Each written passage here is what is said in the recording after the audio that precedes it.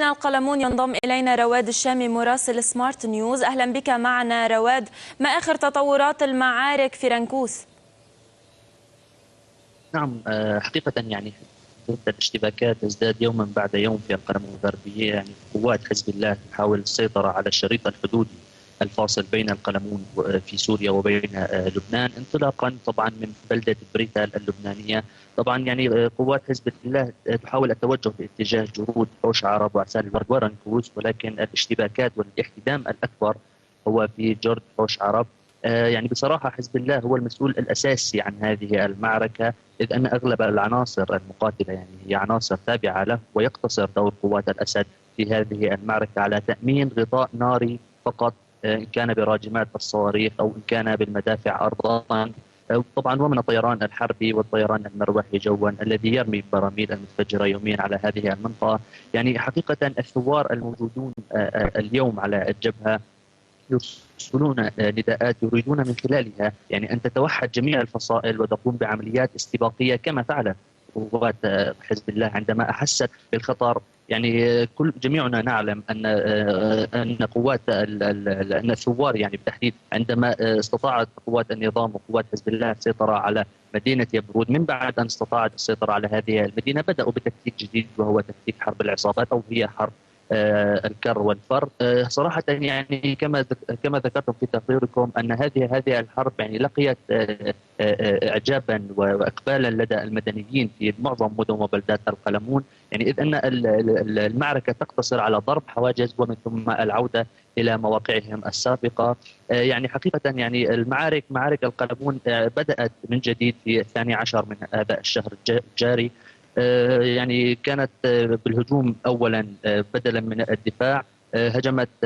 كان هنالك هجوم على بلده رنكوس، استطاع الثوار من خلالها التسلل الى داخل هذه البلده، عندها يعني استطاعوا قتل 3 عناصر من حزب الله بالاضافه الى العشرات من قوات الاسد، واستطاعوا تدمير 5 عربات رباعيه الدفع.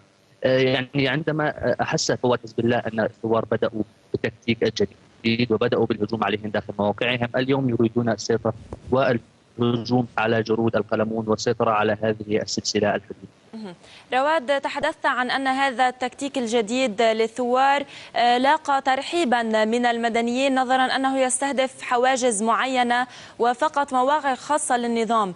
أما النظام كيف يرد؟ هل يرد على المدنيين أم أنه يحاول ملاحقة فقط المسلحين الذين يستهدفونه؟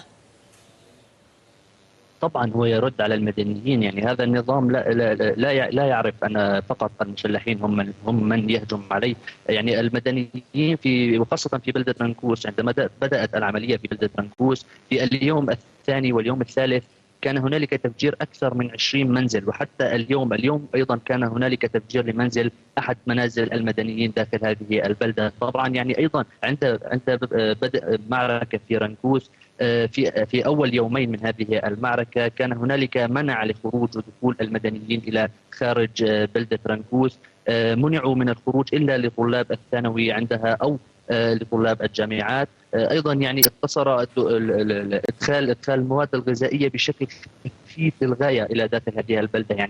يعني قوات الاسد يعني فرضت طوق من حظر خروج او دخول اي مدنيين الى داخل هذه البلده. ايضا يعني في عسال الورد عندما هاجم الثوار مرصد عسال الورد وبعض النقاط المتواجده على اطراف عسال الورد من ناحيه بلده الطفيل اللبنانيه، عندما هاجموا هذه المنطقه بالتحديد ايضا كان هنالك حمله اعتقالات شرسه للغايه في داخل بلده عسال الورد. اعتقلت قوات النظام اكثر من 13 شخصا يعني داخل هذه البلده. نعم. لذلك يعني النظام. نعم. نعم، شكرا لك من القلمون. كان معنا رواد الشامي مراسل سمارت نيوز. وأعود إلى ضيفي من بيروت.